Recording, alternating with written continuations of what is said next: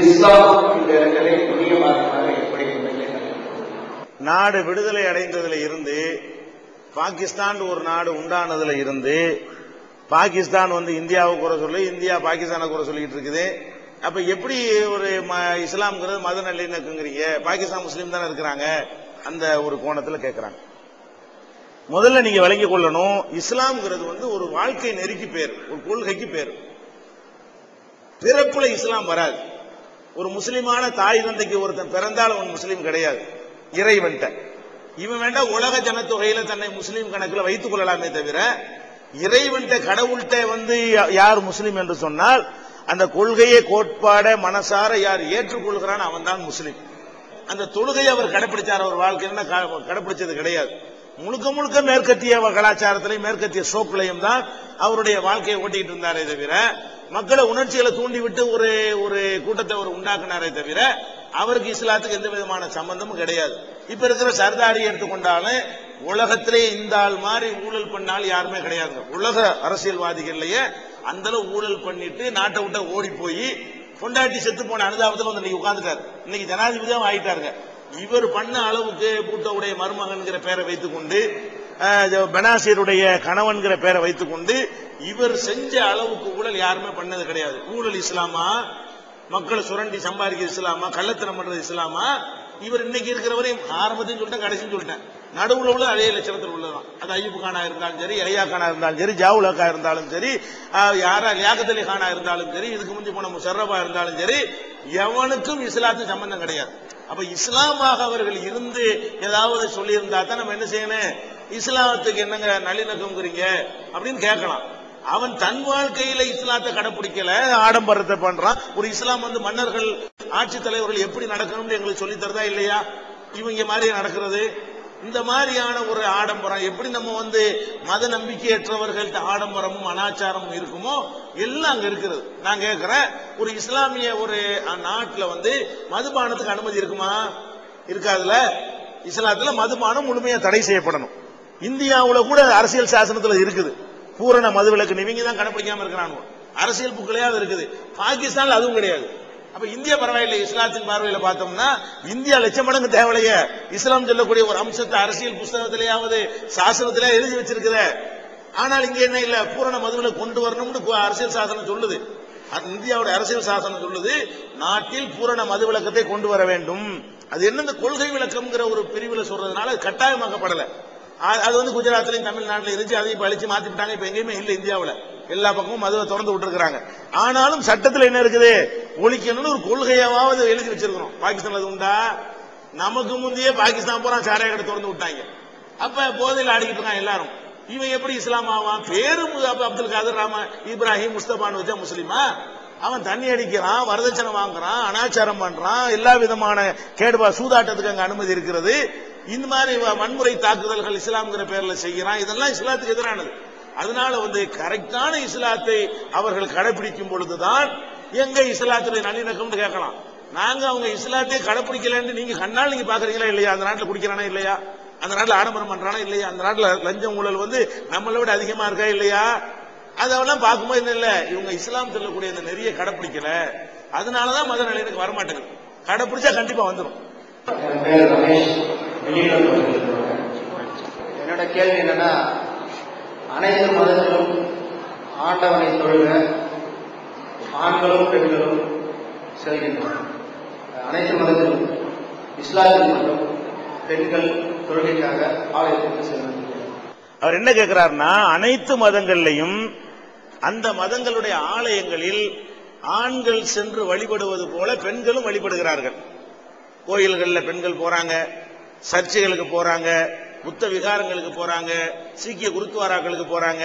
முஸ்லிம்களுடைய பள்ளிவாசலுக்கு மட்டும் பெண்கள் விட மாட்டேங்கிறீங்களே, அல்ல வர்றது இல்லையே, அது ஏன் அப்படிங்கிற ஒரு கேட்கிறார். இதுலயும் நான் இஸ்லாத்தை முதல் சொல்லிட்டு தான் முஸ்லிம்களுடைய இதுக்கு நான் வர வேண்டி இருக்கிறது.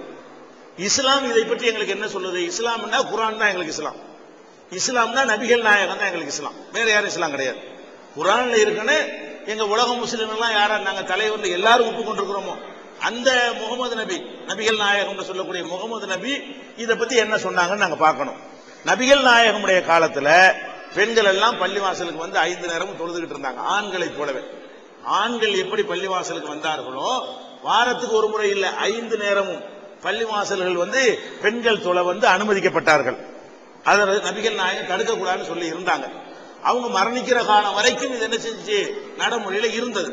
இதுக்கு ஏராளமான எண்ணற்ற சான்றுகள் வந்து நபிகள் நாயகத்தினுடைய வரலாறு முழுவதும் கிடக்கிறது. 1-2 சம்பவத்தை உங்களுக்கு சொன்னால் உங்களுக்கு விளங்கும். நபிகள் நாயகம் என்ன சொன்னாங்கன்னு கேட்டா, தொழுகை முடிஞ்சவன எந்திரிச்சு அறிவிப்பாங்க, ஆண்களே நீங்கள் எல்லாம் அப்படி அமர்ந்திருங்கள், முதலில் பெண்கள் வெளியே போகட்டும் அப்படிம்பாங்க. ஏன் இதை சொன்னாங்க? பெண்கள் இல்லடியா சொல்லணும். இத பள்ளிவாசல்ல ஒவ்வொரு தொழுகை முடிஞ்ச பிறகு இந்த தொழுகைக்கு வந்து இடிச்சுக்கிட்டு போறதுன்னு சில சைத்தான் வருவான். பள்ளிவாசலுக்கு வர்றதுலயும் சைத்தான் இருப்பான, சாத்தான் இருப்பான இல்லையா? கோயிலுக்கு வர்றவங்களையும் சாத்தான் இருப்பான், வழிபட போறவனு இருப்பான், பொம்பளையில கலர் பார்க்க போறவனு இருக்கத்தானே செய்வான். அதுக்கு தான் நபிகள் என்ன பண்ணாங்கன்னா, ஆம்பளைல அப்படி உட்கார், பொம்பளையை போட்டும், அப்புறம் ஆம்பளை எல்லாம் போ அப்படின்னு சொல்லி நபிகள் நாயகம் அறிவிப்பாங்கன்னு நாங்க பாக்குறோம். இது மாதிரி இப்ப நபிகள் நாயகம் சொன்னார்கள், லா தம்னவு இமா அல்லாஹி அனில் மசாஜித், பள்ளிவாசலுக்கு பெண்கள் வருவதை நீங்கள் தடுக்க கூடாது, பெண்களுக்கு அந்த உரிமை இருக்குது என்று நபிகள் நாயகம் அவர்கள் சொன்னார்கள். அப்ப எங்க மார்க்கத்துல வந்து ஆண்கள் வந்து பள்ளிவாசல்ல தொழுகிற மாதிரி பெண்களுக்கும் அந்த உரிமை இருக்கிறது மார்க்கத்தில் இருக்கு. ஃபர்ஸ்ட் நடைமுறை எடுத்து பார்த்தீர்களே ஆனால் பள்ளிவாசல்கள் எல்லாம் சிறந்த பள்ளி மக்காவில் இருக்கிற பள்ளி. உங்களுக்கு தெரியும், முஸ்லிம்களுடைய புனித நகரம் மக்கா. அங்க ஒரு பள்ளிவாசல் இருக்கு, காபான்னு சொல்றோம் இல்லையா, அந்த பள்ளிவாசல் இருக்கிறது. ஆண்கள் ஹஜ்ஜிக்கு போற மாதிரி பெண்களும் போறாங்க, அந்த பள்ளியில பெண்கள் தொழுகிறாங்க. ஆண்கள் தொழுகிற மாதிரியே பெண்களும் தொழுகிறாங்க. இஸ்லாத்திலே அனுமதி இருக்கிறது.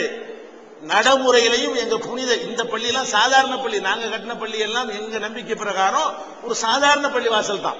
அது வந்து மிகச்சிறந்த ஆலயம் நாங்க நம்புறோம். புனிதம், சுத்தம், தூய்மை இப்படி எல்லாம் கொடுப்பதா இருந்தா அதுக்கு நாங்க முதலிடம் கொடுக்கணும். அந்த பள்ளிவாசலில, மக்காவில் இருக்கிற பள்ளிவாசலில இன்றைக்கும் பெண்கள் என்ன செய்யறாங்க? 5 நேரம் தொழுகிறார்கள். சவுதி அரசாங்கத்தில் உள்ள எல்லா பள்ளிவாசல்களையும் பெண்கள் அனுமதிக்கப்படுறாங்க. அப்ப இது இஸ்லாமா இருந்தா உலகம் பூராமல தடுத்திருப்பாங்க. இஸ்லாத்துல பெண்கள் வரக்கூடாதுன்னு இருந்தா உலகத்தில் உள்ள எல்லா நாட்டு பள்ளிவாசல்லையும் பெண்கள் வரக்கூடாதுன்னு இருக்கணும். நபிகள் நாயகம் எங்க பிறந்தாங்களோ, எங்க வளர்ந்தாங்களோ, எங்க ஆட்சி செஞ்சாங்களோ அந்த பிரதேசங்களில் எல்லாம் பெண்களும் பள்ளி வாசலில் இன்றைக்கும் என்ன செய்யறாங்க? அனுமதிக்கப்படுகிறார்கள். அது போக நாங்கள் இந்த விஷயத்தை மக்களுக்கு எடுத்து சொல்லி அறியாமையில பெண்களை தடுத்து வச்சிருந்தாங்க. எங்க சமூகத்தில் உள்ள சில மத அறிஞர்கள் தப்பா இஸ்லாத்தை மக்களுக்கு விளக்கி குர்ஆன்ல இருந்து எடுத்து காட்டாம அவங்களா மனோ இச்சைப்படி தப்புறா விளக்கம் கொடுத்து பெண்களை வராம ஆக்கி வச்சிருந்தாங்க. இதை உடைச்சி பிரச்சாரம் பண்ணி பல இடங்கள்ல, இதே தமிழகத்துல எங்களுடைய நிர்வாகத்தின் கீழே இன்றைய தேதியில ஒரு 70 பள்ளிவாசல் இருக்கிறது. எங்களுடைய நேரடி கண்ட்ரோல்ல 70 பள்ளிவாசல் இருக்கிறது. எல்லாத்திலையும் பெண்கள் வர்றாங்க. இந்த சுல்தான்பேட்டையில, இந்த கோட்டகுப்பத்துல எங்களுடைய பிரச்சாரத்தின் மூலமாக நாங்கள் வந்து எங்க நிர்வாகத்தில் பள்ளியில அனுமதிச்சு அவர்களை இப்ப சிந்திக்க வச்சிருக்கிறோம். நம்மளும் அனுமதிச்சிருவோமே, சரியா தானே இருக்கு, நம்ம அப்படி தப்பு செய்யணும் அப்படின்னு உணர வைப்பதற்காக வேண்டி உங்க பாண்டிச்சேரி சுல்தான்பேட்டையில் இருக்கு, பக்கத்துல கோட்டகுப்பத்தில் இருக்கிறது, நாங்கள் பள்ளியில பெண்களை அனுமதிக்கணும்னு சொல்றோம், போகணும்னு சொல்றோம். ஆண்களை மாதிரி பெண்களுக்கும் கடவுளை வழிபடுற உரிமை இருக்கிறது. இஸ்லாம் ஆணுக்கு பெண்ணுக்கு பொதுவானது. எங்க மக்கள் அறியாமையில செய்யறாங்க. அதை நாங்கள் பிரச்சாரம் செய்து அதை வந்து ஓரளவுக்கு நாங்கள் திருத்தி வெற்றி கண்டிருக்கிறோம். அங்கே சவுதியில மற்ற அரபு நாடுகள்ல எல்லாம் இருக்கிற மாதிரியான நிலைமையை, பெண்கள் பள்ளிவாசலுக்கு போகக்கூடிய நிலைமையை மிக விரைவில் ஏற்படும். அந்த பிரகாசமா எங்களுக்கு தெரிகிறது. இஸ்லாத்தில் அனுமதி உண்டு. என் பேர் வேல்ராஜ், நான் வந்து இந்து கிடையாது, இந்தியன். இந்த இந்தியன் உங்களை பார்த்து, நீங்களும் இந்தியர் தான், உங்களை பார்த்து ஒரே ஒரு கேள்வி கேட்கிறேன்.